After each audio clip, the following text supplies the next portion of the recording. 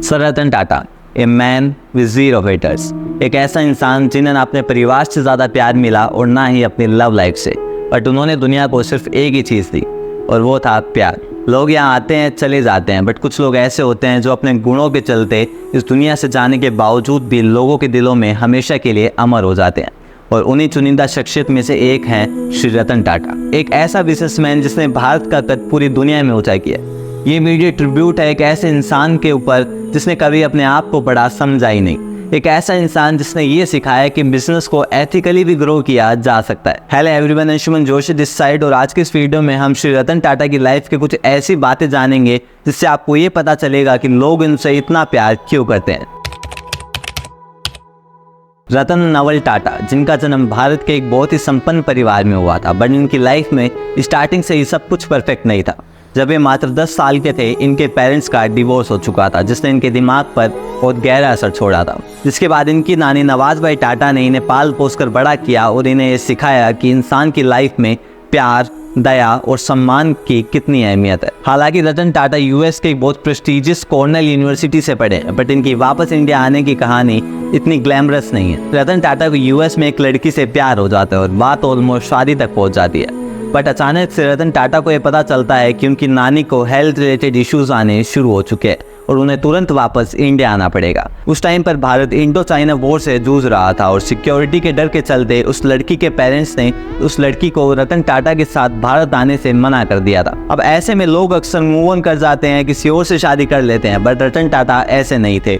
क्योंकि उन्हें वो लड़की नहीं मिल पाई जिससे वो प्यार करते थे, तो उन्होंने अपनी पूरी जिंदगी अकेले ही बिता दी। कहानी पर वापस आते हैं। रतन टाटा के भारत आने के बाद उन्हें सबसे पहला टास्क मिलता है टाटा स्टील का, जहां उन्हें खुद कई बार भट्टियों के पास मेहनत करते देखा गया था।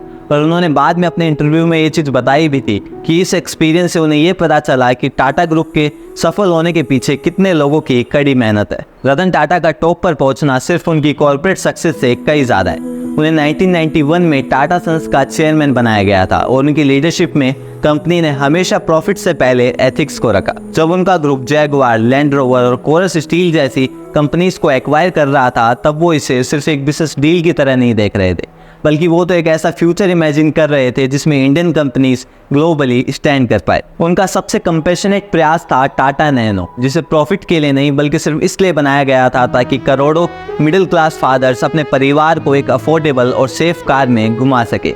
ये प्रोजेक्ट रतन टाटा के दिल के सबसे करीब था। भले ही टाटा नैनो ऑटोमोबाइल इंडस्ट्री में कुछ खास बदलाव नहीं ला पाई, पर रतन टाटा ने अपने काइंड जेस्चर से ये प्रूफ कर दिया था कि बिजनेसमैन होने के नाते वो अपनी रिस्पॉन्सिबिलिटीज़ को अच्छी तरह से समझते हैं। रतन टाटा दूसरों की मदद करने के लिए हमेशा तैयार रहते थे। जब 2008 में मुंबई में हमले हुए थे, तब उन्होंने खुद विक्टिम्स के घर विजिट कर उनकी कंपनी से जितना बन सकता था उतनी मदद की। उन्होंने अपनी कंपनी के रिसोर्सेज को प्लेज करके ताज होटल के एम्प्लॉयज़ की मदद की, जो सिर्फ उनके बिजनेस एक्यूमेंट को ही नहीं बल्कि उनकी मानवता को भी दर्शाता है। अभी पैंडेमिक में भी उन्होंने रिलीफ फंड में 2,500 करोड़ रुपए डोनेट किए थे। उनका मानना था कि उनकी ये दौलत उनके ऐश करने के लिए नहीं है, बल्कि सोसाइटी की मदद करने के लिए है। उन्होंने ये इंश्योर किया कि टाटा ग्रुप की 65% अर्निंग्स चैरिटी में जाएगी। रतन टाटा ने अपनी लाइफ में कितना कुछ अचीव किया, बट फिर भी वो बिल्कुल सिंप्लिसिटी से रहते थे।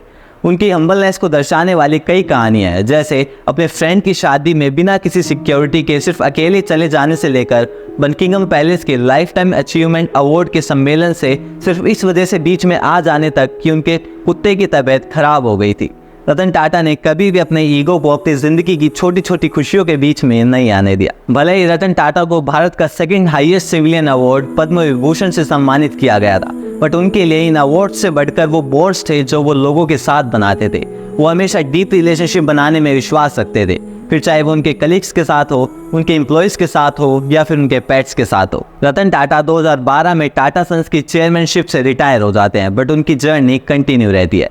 एंजल इन्वेस्टर बनकर ओला इलेक्ट्रिक और पेटीएम जैसे स्टार्टअप्स को ग्रो करने से लेकर टाटा ट्रस्ट से ग्लोबल एजुकेशनल इंस्टीट्यूशंस को मदद करने तक उनका इन्फ्लुएंस हमेशा बढ़ता रहा है। बट इनकी सबसे बड़ी लेगेसी है वो लाखों जिंदगियां जिन्हें इनकी काइंडनेस ने संवारा है। रतन टाटा ने एक बार कहा था कि अगर आपको जल्दी चलना है तो आपको अकेले चलना चाहिए, बट अगर आपको दूर तक चलना है तो आपको सबको साथ लेकर चलना चाहिए, और ये तो पूरे भारत को अपने साथ लेकर चले। अंत में मैं बस यही कहना चाहूँगा कि रतन टाटा सिर्फ एक बिजनेसमैन नहीं है, बल्कि ये तो भारत की एक ऐसी पुण्यात्मा है जो लोगों के दिलों में हमेशा जीवित रहेंगी। रतन टाटा की इस कहानी से हमें सबसे बड़ी सीख ये मिलती है कि सक्सेस का मतलब ये नहीं है कि आपने कितना पैसा इकट्ठा कर लिया या कितनी चीज़ें इकट्ठी कर ली। सक्सेस का मतलब ये है कि आपके इस दुनिया से चले जाने के बाद कितने चेहरे मायूस हो गए। वीडियो को यहाँ तक देखने के लिए आपका बहुत बहुत शुक्रिया। भगवान उनकी आत्मा को शांति दे।